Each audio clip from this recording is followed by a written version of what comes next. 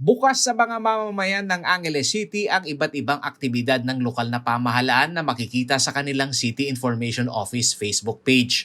Kabilang dito ang pagsasagawa ng ronda bakuna at maging ang ceremonial lighting ng parol noong August 31 na dinaluhan pa ni Mayor Carmelo Pogi Lasatin Jr.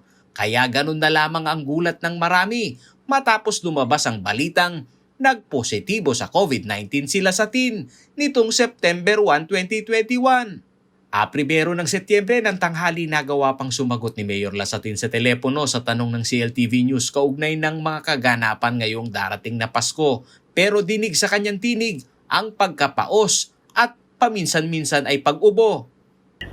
Depende po yan kung ang ating mga kabataan may vaccination na o wala pa. Unang nagpositibo sa rapid antigen test si Mayor Lasatin kahapon, September 1, ayon sa kanyang chief advisor na si IC Calaguas. Meron kasi kaming tinatawag na regular antigen testing every week. So, bago pumasok ng City Hall, mag-antigen siya. So, lumitaw, positive na siya dun sa antigen test nung kahapon.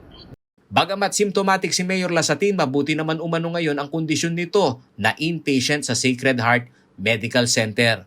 Base sa medical bulletin na inilabas ni Dr. Froilan Canlas, chief ng City Health Office, wala umanong nakikitang matinding komplikasyon na hinaharap ang alkalde sa kanyang sitwasyon ngayon sa kalusugan. Sa ngayon, kanina kausap namin si Dr. Froilan Canlas, yung kanyang attending physician. Maayos naman yung kanyang x-ray, maayos lahat ng test niya. Although meron siyang mild symptoms, nothing to worry. Tinatayang nasa 8 ang close contact ni Mayor Lasatin, kabilang na dito ang driver, personal assistant o PA at ilang City Hall staff. Sinabi ni Calaguas na ang mga taong nakasama sa ronda bakuna ni Mayor ay hindi naman umano maituturing na close contact dahil panandalian lamang anya ang kanyang ginawang inspeksyon. Ronda bakuna kasi kung titignan nyo, pag pumupunta si Mayor doon, naka-face shield, naka-face mask, ang setting niya is outside, hindi siya confined. So, lumilitaw dun sa mga activities na yon, wala siyang close contact. Fully vaccinated si Mayor Lasatin nito pa umanong nakalipas na buwan ng Hunyo. At sa gumagandang kondisyon nito ay hindi naman anya nag-leave ang alkalde, bagkus kinakaya pa nitong tumanggap ng mga 4 signature na dokumento sa kanyang kwarto sa ospital.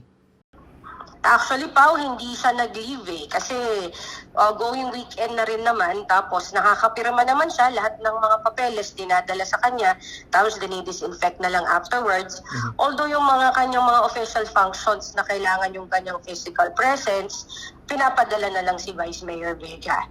Suspetsa naman ni Calaguas na maaaring natsyempuhan ng alkalde sa mga infected na kabalen na kanyang pinupuntahan sa kada komunidad na vaccination rollout ng City Health Office. As of September 1, kasama si Mayor Pogi Lasatin sa 100 new cases sa lungsod.